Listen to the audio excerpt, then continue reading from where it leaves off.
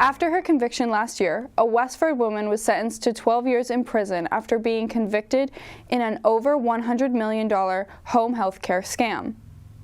Faith Newton was found guilty of 1 count of conspiracy to commit health care fraud, 1 count health care fraud, and 3 counts of money laundering while she operated Arbor Home Care Services from January 2013 to January 2017.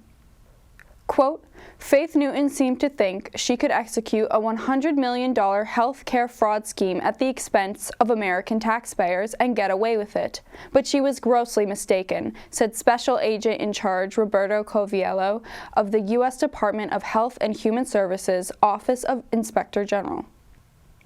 Newton and other workers used home care services to defraud MassHealth of at least $100 million. Newton then gave herself $1 million cash bonuses, a lavish house, and a Maserati. According to a news release, Arbor, at the direction of Newton, would submit false claims to MassHealth for services by home health care aides who were not trained and certified as required by law.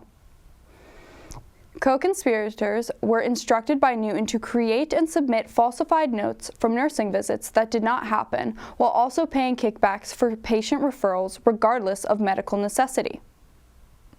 They also entered sham employment relationships with patients' families to provide services that were not medically necessary, billed for fake visits, and flooded clinics with plans of care which pressured doctors to sign off.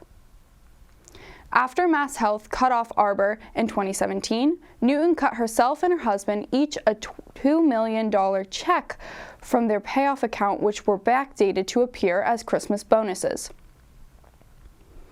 Newton will also have 3 years of supervised release, pay a fine of $250,000, and a restitution of $99,734,517 following her 12-year sentence.